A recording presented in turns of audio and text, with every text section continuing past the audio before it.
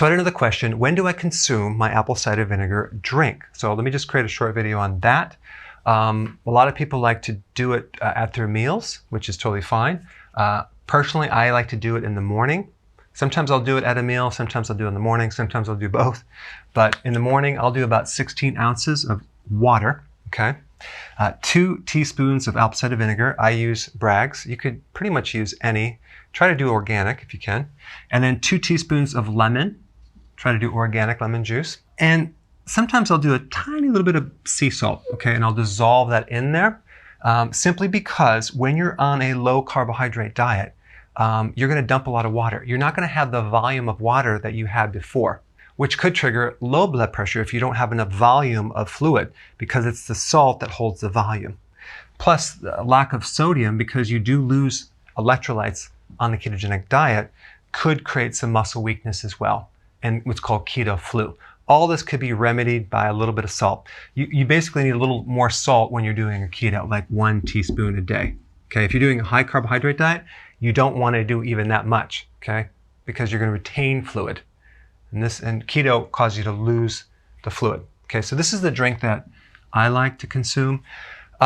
So the apple cider vinegar will help the digestion, helps blood sugars. It helps reduce hunger and cravings, if you have that. It's a great transition tool as you're doing keto adaptation into fat burning. The lemon is really good to prevent kidney stones. The type of stones that are more common with the ketogenic diet is the uric acid stones, okay? Because uric acid does go up a little bit when you're on keto.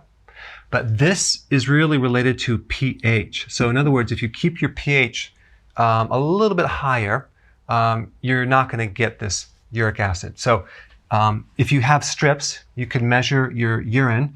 You want to keep it 6 to 6.5, maybe even 6.8. That's perfect. You don't necessarily want it 5 if you have a predisposition to kidney stones or gout, okay? Just a little tip there.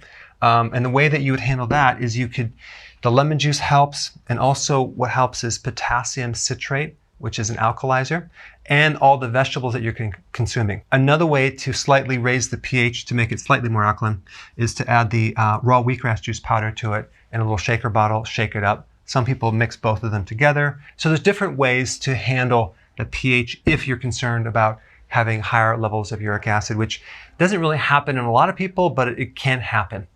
This is actually more common when you have high carbs, because look at a diabetic. Their risk factor for uric acid and uric acid stones and other types of stones is really, really high.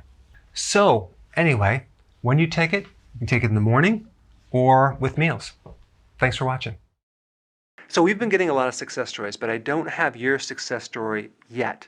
So click the link down below and upload your before and after. I want to actually hear about your success story. I want to see your before and afters. And every week we do featured success stories. So click the link down below and share your success.